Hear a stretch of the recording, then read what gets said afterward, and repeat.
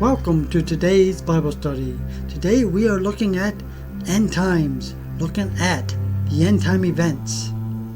In this study we will be looking at the end of the age, the end times as given by Jesus in Matthew chapter 24 and chapter 25.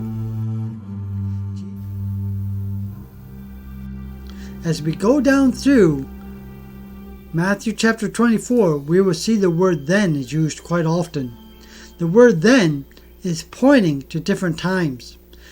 So we need to pay close attention to what event it is speaking of. No, it's like watching a TV program. You may see 4 scenes of an earthquake. Scene 1, you see some people watching their instruments in a control room of an earthquake happening. Then, scene 2.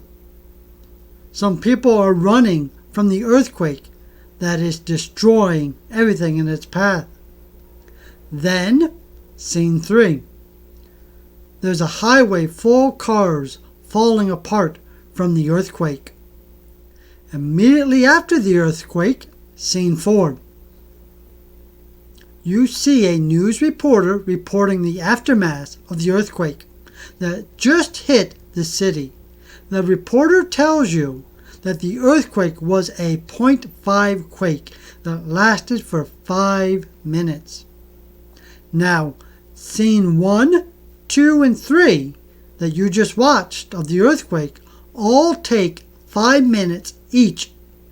You just watched 15 minutes of the earthquake on TV. But in actuality, the quake was only 5 minutes long, and the events occurred simultaneously. You seen them one after another, even though they happened all at the same time. So how long was the earthquake? When you read a story or see a TV program, you have events one after another, even though they may be happening at the same time. That is what we have in the Bible also. You may have noticed that I tried to emphasize the then in between the scenes. The then was not reporting that it was happened after that, but it was reporting the fact that the then was all pointing to the earthquake. Even though it was 3 scenes, each the then pointed those 3 scenes to the one significant event. Jesus said, "For false Christ and false prophets shall arise." Speaking of the Antichrist and his false prophet, Matthew chapter 24, verse 23 through 28.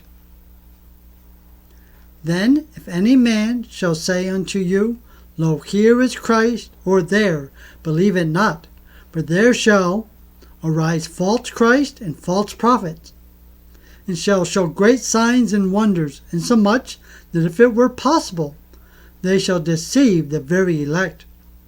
Behold, I have told you before.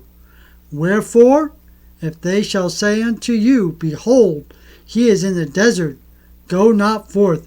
Behold, he is in the secret chambers, believe it not. For as the lightning cometh out of the east, and shineth even unto the west, so shall also the coming of the Son of Man be. For wheresoever the carcass is, there will the eagles be gathered together."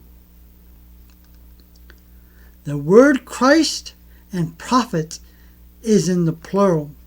The Greek word is a neutral word, and it can be used as a singular or plural, depending on how it is used in a passage. I believe in this passage it should be singular. The word then is referring to the abomination of desolation.